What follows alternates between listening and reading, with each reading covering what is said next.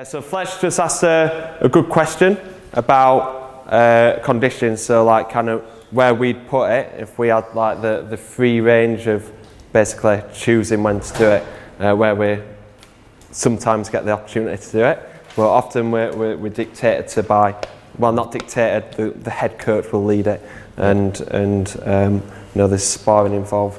What we'd probably do, Alan, for conditioning? What you'll find is most periodized models don't do is they don't understand how long it takes certain physiological mechanisms to adapt to a block of training. So if you were given free rein, what you would do is you would try and figure out from the scientific literature how long an adaptation takes to take place, or at least when you're getting an optimal amount of adaptation, and that differs depending on what you're doing. So at the muscle level, when we're doing sprint intervals like we did yesterday, the research shows that you can get very good adaptations in 9 sessions, at least 9 sessions. There's some research, not a lot, that's shown 6 sessions. So it's very, very quick because the adaptations that you're making are on a molecular level, at the enzyme level, at the cellular level. So it's relatively easier to make adaptations at that level, also from a proximity level, because the things that you're trying to change at the muscle cell, they're the things that are built first if you're trying to make adaptations. Whereas if you're trying to induce cardiovascular adaptations, because the structures are larger and the network is larger, it takes a longer time. So that might take anywhere between 8 and 12 weeks for you to realise your adaptations in that. So yeah, it just depends on how long you've got to make the adaptation. Sometimes you might have to make a compromise if you're constrained and just, right, okay, now we're going to go with something that might work more at the muscle level but has a greater secondary adaptation at the cardiovascular level. Because we've got very specific focuses and very specific adaptations that we want to induce, but we understand that we'll also have a secondary adaptation to that. And so you can start to almost play with like equalizers and look at, okay, this is our primary adaptation, but if we do this type of session, it will also have another adaptation as well. So when we are constrained, we can like change the equalizers. Yeah. So how would that fit into your training week?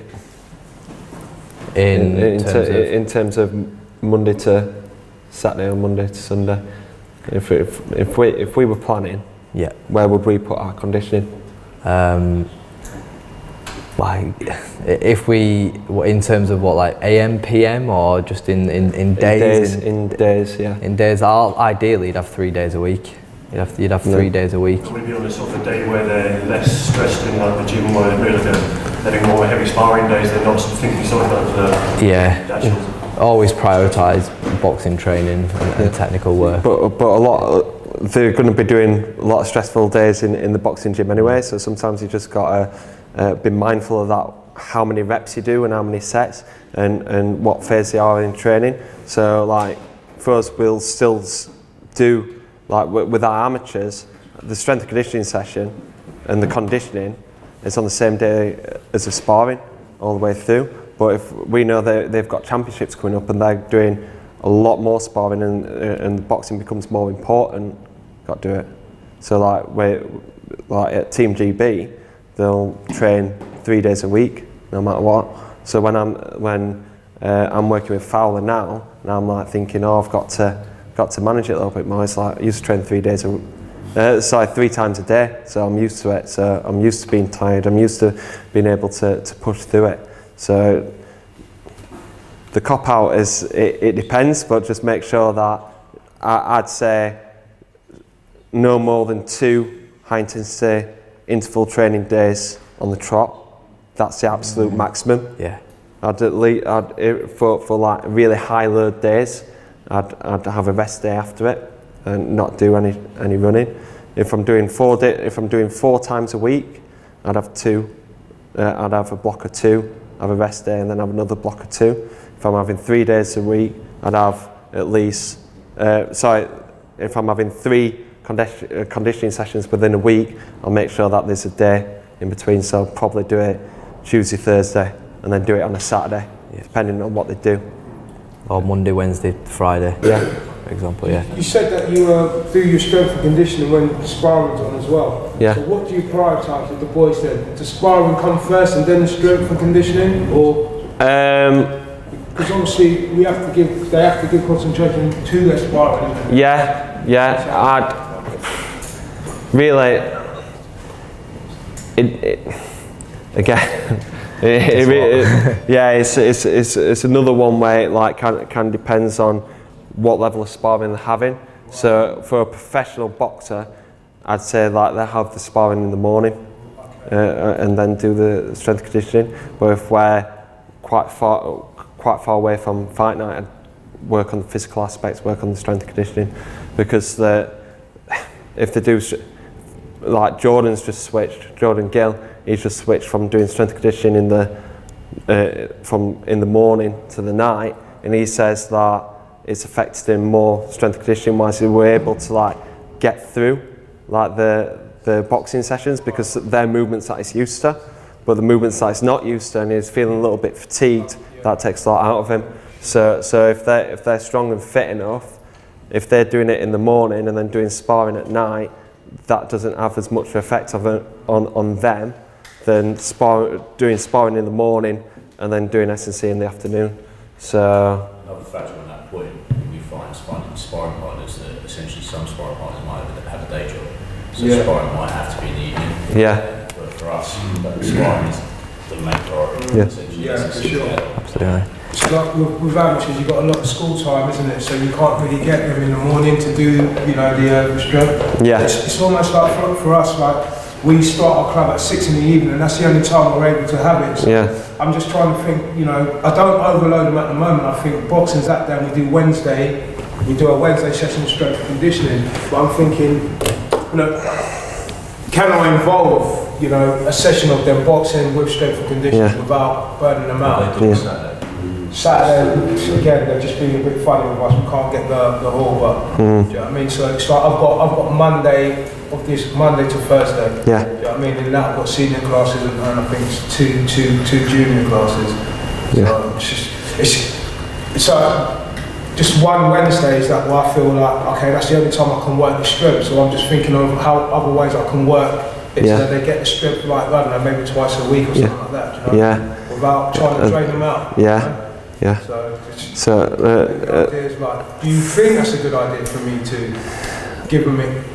Well, I'd say just try and factor in like circuits at the end. Yeah, for sure. Like doing some sort of strength circuits. You're working with a lot of younger athletes. Yeah, definitely. So really, like we're talking about the professionals and higher level amateurs that we have. Right. If we're really focusing on them getting stronger, we wouldn't put strength training straight after boxing training.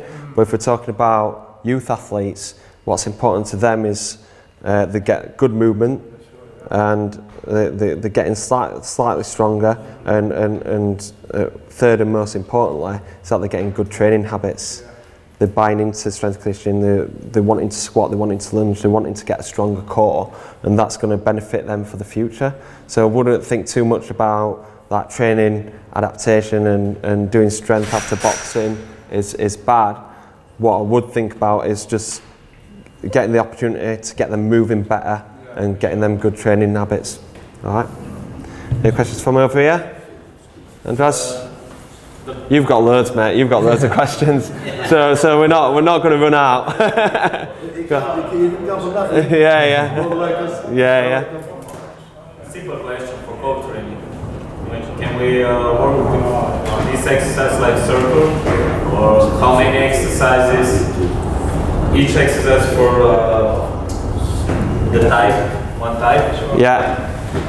Okay, so like with the core stuff, I would do it like as a little bit of a superset. So I'll like finish my programs if I've got enough time. If they're doing just strength based, I'll do 2 exercises. I'll do probably 2 circuits of supersets. So I'll do make sure that I've got 4 core exercises to finish off on. If they're doing conditioning straight after, I'll probably just give them 2 core exercises, and then factor, and use some of the other like core exercises as part of like in between the squats or something like that as movement fillers. So I'll do like my reps on the squats, and whilst they're resting, I'll do some like plank rows or do some core activation work or something like that. Filler exercises. Yeah, filler exercises, yeah. As long as it doesn't take away from the main lift, filler exercises Yeah. way to, because essentially with strength training, we've got to remember with boxers are used to high octane, high intensity work. You then take them away from that, which you can do with educator. They're like, bloody hell, I feel like I should be exerting myself a little bit more here. So then instead of them waiting around and sticking to the literature of 3 to 5 minutes after strength work, you can put some core work in, as Danny said, as filler exercises, so you tick the box as well. Yeah. So I find that works quite well. Until they get to a certain level where they are lifting a little bit higher weights or working on speed, I'll just focus on rest. But whilst they're building up, you're wanting to try and get as much out of their program. One thing I would say, what's a good one for the explosiveness, if you're working in transition phase, not like they're just like perfect before fight, the rotational work. But if you're working like probably 6 weeks out or something like that, doing like supersets, like anti-extension supersets or anti-rotation supersets are really good. So for example, doing a barbell rollout, getting the core nice and stable, getting it nice and activated, and then going into med ball slam, it really fires it up. Same with rotation. I'll do like a cable rotation or like rotations there, and then I'll go into the med ball. So they're really good supersets to use. How much rest do you recommend for this? A minute, 2 minutes, something like that. And to be honest, like, unless we're training a specific adaptation, I don't really time rest that much. I'll just go right. If they're doing maximal strength work as well, I'll just let them recover as much as I can and go. And that's just through like kind of training experience. I'll know that like when I've lifted, I know when I'm ready to go back under the bar.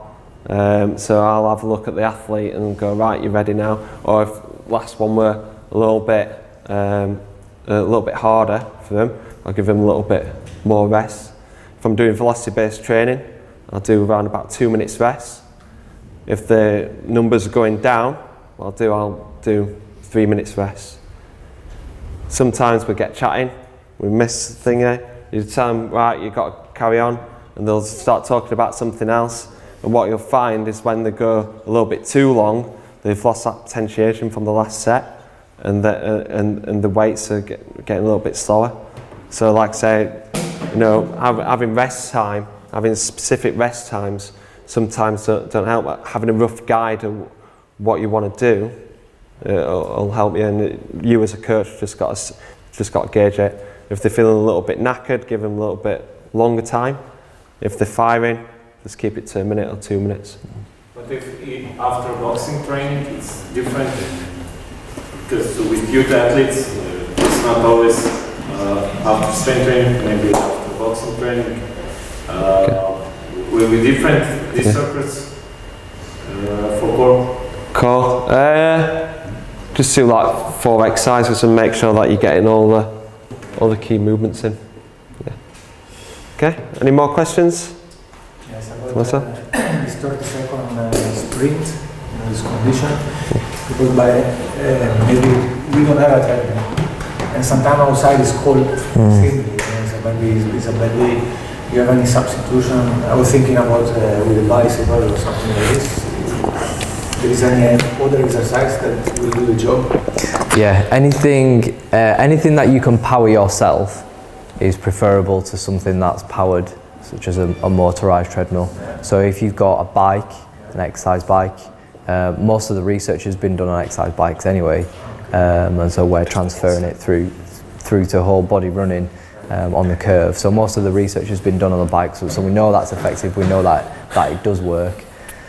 All you need to do there is just when the weather gets a little bit better, when there is an opportunity to transition, make sure you have got a good transition from what you're doing inside on a bike or on an aerodyne. You could even do it on a rower. It's not ideal, but you could do it on a rower And there are a few circuit exercises that you could do as well. I've tested a few of them. I've tested how much oxygen they require to do them, and they are not as great as running, but they will do the job. So things like burpees will do the job. But make sure you're having a transition from the work that you're doing inside on the bike to what you can do when you're running outside as well. Yeah. Running is the best. Running is the best. Yeah, running is the best thing. That's what we found. Absolutely. Boxers love running as well. Yes. Yeah. What will be the ratio if you do 30 seconds sprints on curve and inside when you work circuits? It's different. It's different because in order to get the same effect, you would have to do it for longer. Yeah. So that's why the circuits are longer than 30 seconds. So what happens when you do the 30-second intervals is you've got a number of things going on, like I talked about yesterday. Yeah. But one of the things that's key is that you might not think it, but there's an increasing contribution from aerobic metabolism even during the sprints. But because you can't get the intensity in a circuit or in other types of exercise, you're not getting that stimulus for the aerobic energy system. What about jump rope? Even with jump rope, yeah. Even with jump rope. Because you're not pushing yourself to that limit, there's not that intensity there. And so what you have to do then is extend the intensity and extend the volume to get that training load in the aerobic energy system. I don't know how to then progress from this to 4 minutes. Sprints you had outside is on curve. Yeah, we're gonna do conditioning and just finish off that, and we're gonna look at the 4 minute Also intervals. for inside, how to Inside, a little bit easier inside for 4 minute intervals, but I'm going to talk about that. Yeah. We can come to it in the conditioning presentation. Yeah, but cycling as well is difficult because although it seems easy and it looks easy, there is a skillful element to it.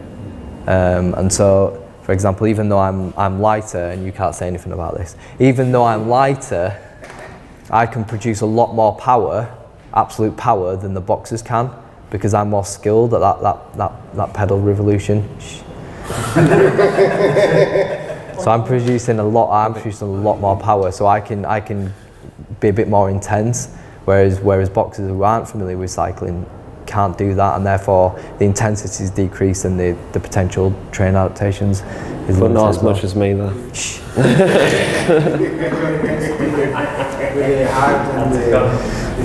So a heart rate monitor to assess intensity is really good for high intensity interval training. Sprint interval training, not as good. So that's why we use speed. That's why I didn't use a heart rate monitor yesterday. Not so good. It will always underestimate the magnitude of the demand because your heart rate lags behind. There's a time lag between what you're doing. So when I was doing the 30-second interval, my heart rate was nowhere near the maximum for that intensity until I'd finished.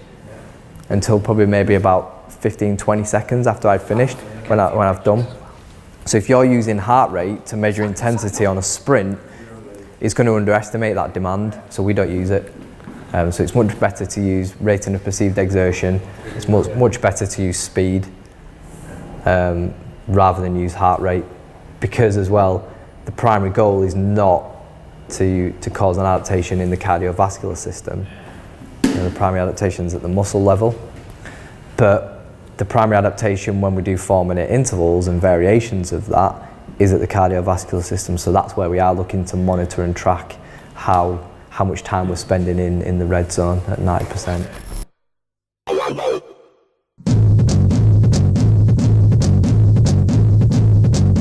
That can translate massively to combination punching.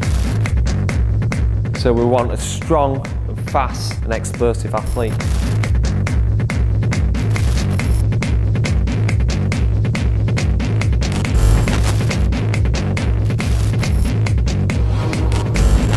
We'll make sure that it's done in a controlled, dynamic way.